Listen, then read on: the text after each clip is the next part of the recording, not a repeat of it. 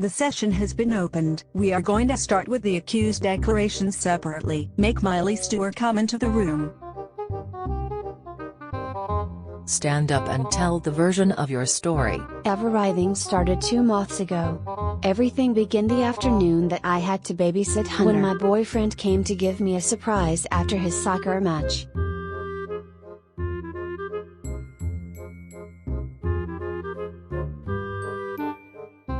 But Hunter was giving us a hard time. So I went to make him a sandwich and pick up Hunter's toys,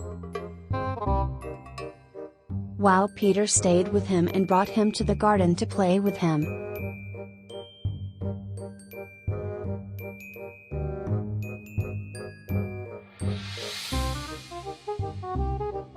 When I came out, Hunter was not there, and when I asked him where he was, he said that he went to the neighbor's pool with the neighbor's son. I wanted to go look for him, but he said the neighbor told him that he talked to Hunter's parents and that we could leave, so we left to the party.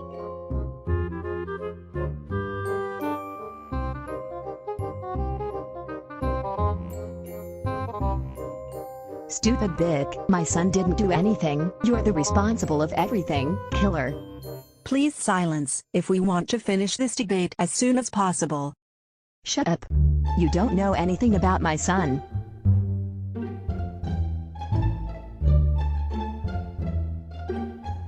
Incoming. Come to the stand to begin your testimony.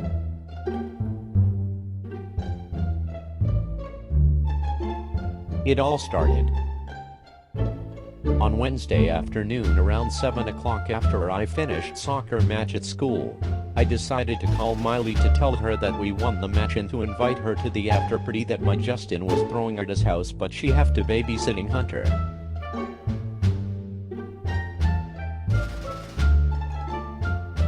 And she couldn't come, so I decided to surprise Miley.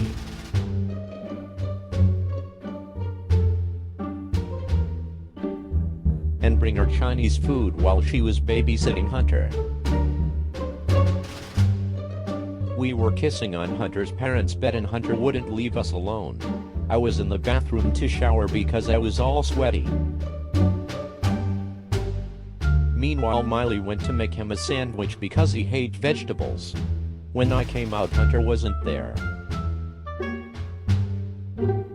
And you didn't thought to ask her where Hunter was? Yes, of course, but she said that she put Hunter in bed and that we could go because she phoned to Hunter's parents and they said they were arriving to the house. So we left. You can sit down. Do not match, so one of the two is telling an incorrect version of the story. To finally find out the real version of the death, the witness can come in and the accused must go out of the room. Come to the stand to begin your testimony. Good afternoon, my name is Lewis and I am Hunter's neighbor, the one who found Hunter's body floating in my private pool. Because Hunter's is still little and his parents were worried, so they told me they were leaving all the afternoon to visit an old friend from the city.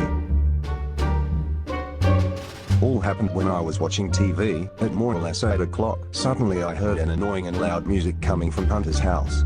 This surprised me.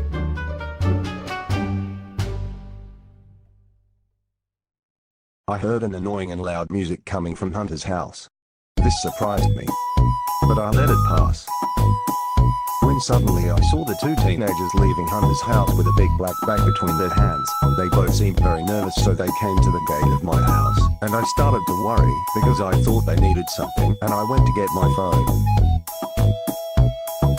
When I looked through the window, I saw the two teenagers throwing into my pool the black bag with Hunter inside.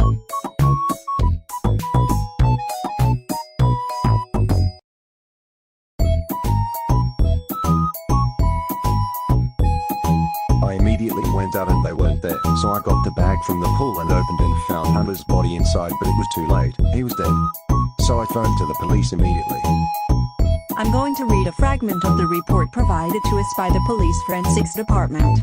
The deceased has no water in his lungs. Can you explain why your versions don't match the witness's version other than to omit the reason why the deceased already appeared dead in a pool? My client has nothing more to say. If you cooperate, we can negotiate it in relation to the conviction. My client also has nothing more to add. We'll wait until you have more proof. Considering that neither of the two lawyers go to cooperate, we will proceed to the testimony of Inspector Ryan Esposito. Ryan Esposito and my partner Agent Beckett and I are trying to find out who's to blame. Hunter's dead body was found in his neighbor's pool. From now, we have interviewed the people that lives in the victim's neighborhood and friends who also attended the above-mentioned party. The victim presented under the nails the remains of wood chips from the closet of Hunter's parents. We found remains of blood, scratch of his parents' room. This is corroborated, according to the defendants. It all started with a phone call that Peter made to Miley where they were supposed to talk about Peter's match at party night. As we have seen in the separate testimony, the stories do not match with each other or with the witness since they deny that they were present at the disappearance of that victim. Peter was thrown out of the team for allegedly using drugs before training to improve his performance, and everyone suspected that Peter was very aggressive during training. He called Miley 12 times but she didn't answer any of those calls. He goes at the Hunter's house altered by the drugs that he had already used.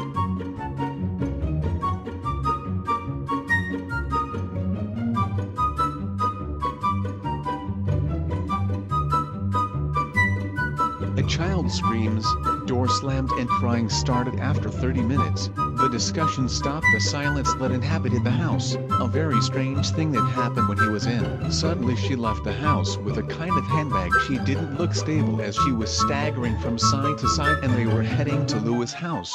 After 2 minutes they ran out to the car and drove away as if they were running. Peter didn't know it but there was a person following him from the start of training.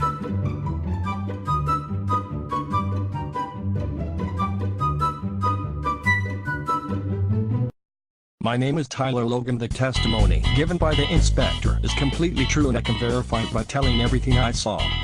Everything started 2 months ago. I'm Peter's soccer mate, and that day after the training I saw him leaving because he was kicked out. I decided to go to his house to collect the money he owed me.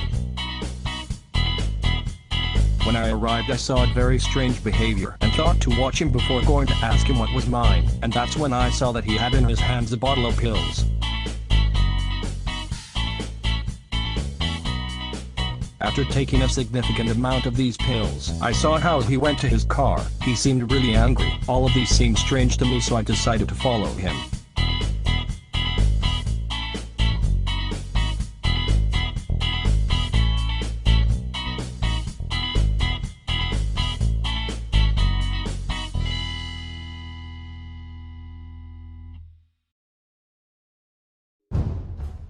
He finally stopped in front of a house when I saw Miley opening the door taking the hand of a young kid.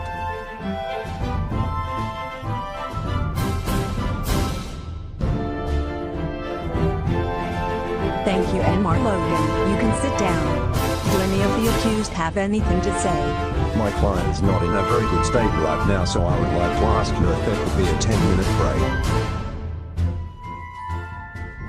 Sir, you can't ask me that, but likewise I must now do a 15-minute break, so we will all meet here again at that time.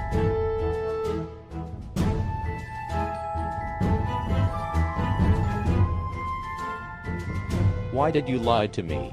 I said to you that in all moment I needed to know all the truth to defend you. But how was I going to tell you everything? I was embarrassed and wanted to win this judge. You are so wrong. I can't defend right now. One has been from the beginning a lying, and to be honest, something indefensible. I am very blocked and I don't know what to do.